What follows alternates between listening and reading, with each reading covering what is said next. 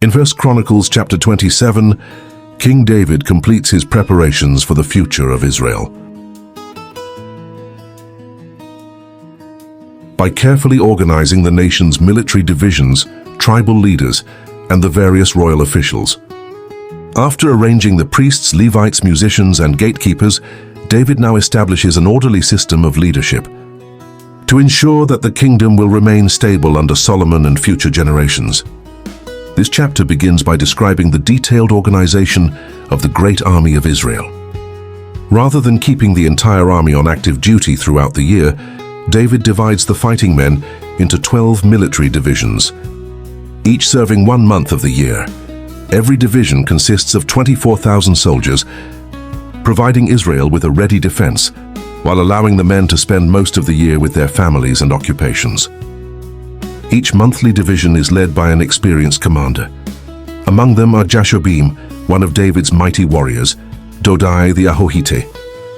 Among them are Jashobim, one of David's mighty warriors, Dodai the Ahohite, Benaiah son of Jehoiada, renowned for his courage and loyalty, and Asahel, the brother of Joab, whose place is later taken by his son Zebediah after Asahel's death.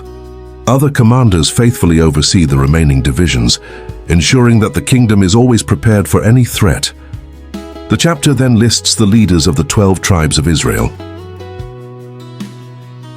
Men are appointed to oversee tribes such as Reuben, Simeon, Levi, Judah, Issachar, Zebulun, Naphtali, Ephraim, Manasseh, Benjamin, Dan, and the half-tribe of Manasseh east of the Jordan.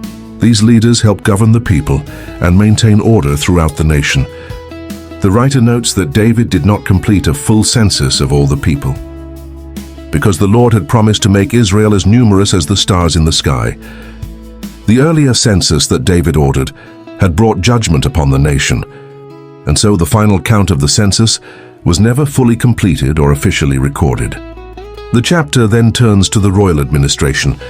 King David appoints trusted officials to manage all of the kingdom's vast resources and property. David appoints trusted officials to manage the kingdom's resources and property. Some oversee the king's treasuries, while others manage the produce of the fields, vineyards, olive groves, and sycamore trees.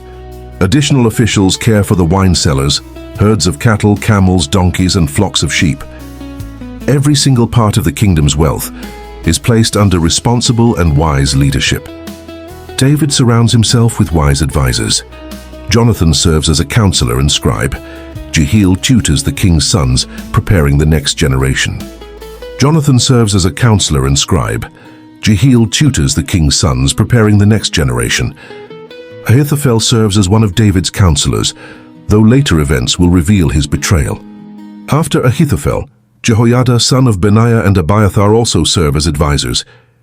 Over the entire army stands Joab, the experienced commander who has led Israel through many battles. These appointments reveal David's wisdom. He understands that a successful kingdom depends not only on a strong king, but also on trustworthy and capable leaders who faithfully carry out their royal responsibilities.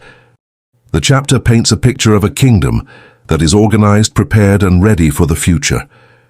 Every area of national life, military, agriculture, finance, education, and government, is entrusted to capable servants. The key message of this chapter is that wise leadership involves careful planning and faithful stewardship. David prepares not only for his own reign, but for those who will come after him. By appointing trustworthy leaders, he lays a strong foundation for Israel's future under Solomon. Next comes 1 Chronicles chapter 28, where David gathers the leaders of Israel for one final assembly, and publicly commissions his son Solomon to build the glorious temple of the Lord,